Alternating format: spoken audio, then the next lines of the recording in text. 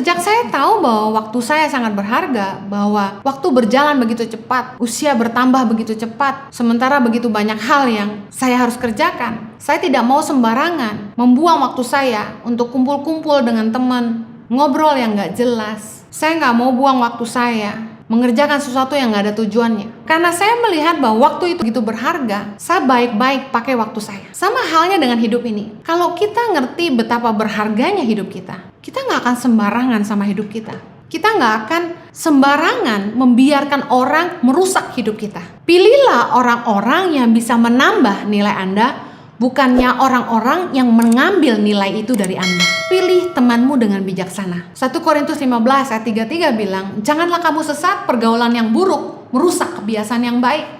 Amsal 13 ayat 20. Siapa bergaul dengan orang bijak menjadi bijak, tetapi siapa berteman dengan orang bebal menjadi malang. Tentu dalam hidup kita punya beberapa kelompok teman. Ada teman-teman yang ketika kita kumpul sama mereka, kita bisa rasa bahwa mereka menambah nilai dalam hidup kita. Kita bisa belajar sesuatu dari mereka, bahwa apa yang mereka sampaikan itu membuka cara pikir kita, membuat kita jadi mengenali potensi yang kita punya, membuat kita kuat, membuat kita bangkit, roh kita disegarkan, jiwa kita disegarkan. Tapi ada kelompok teman yang ketika kita kumpul dengan mereka, kita malah jadi lemah, kita jadi capek. Saya pernah punya teman yang setiap kali ketemu sama dia, yang saya dengar dari mulutnya hanya keluhan, dan keluhan. Tiap kali ketemu dia, rasanya capeknya luar biasa. Kita harus bijaksana memilih siapa yang ada dekat dengan kita. Siapa orang-orang di lingkaran terdekat kita. Pilihlah orang-orang yang meningkatkan nilaimu, bukannya malah yang membuat engkau kehilangan nilaimu. Kalau Anda ingin lihat seberapa Anda menghargai diri Anda, mari mulai lihat siapa orang-orang yang ada di sekitarmu hari ini. Karena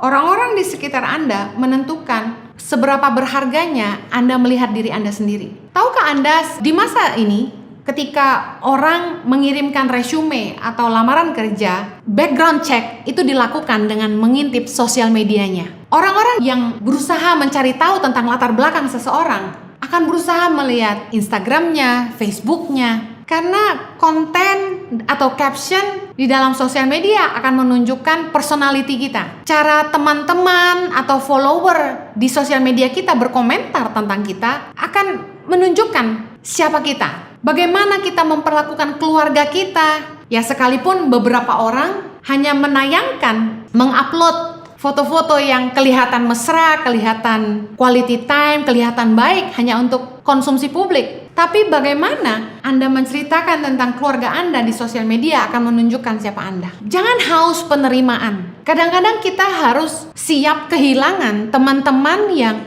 membuat kita kehilangan nilai kita. Teman-teman yang gak membawa kita ke tempat yang lebih baik. Kita harus siap untuk kehilangan persahabatan yang mungkin tidak bisa lagi kita pertahankan karena kita tahu nilai kita berbeda. Mazmur 1 ayat 1 berkata, berbahagialah orang yang tidak berjalan menurut nasihat orang fasik, yang tidak berdiri di jalan orang berdosa, dan yang tidak duduk dalam kumpulan pencemooh. Dengan siapa Anda duduk hari ini? Because your circle shows your value. Orang-orang yang ada di dekat Anda akan menunjukkan nilai Anda.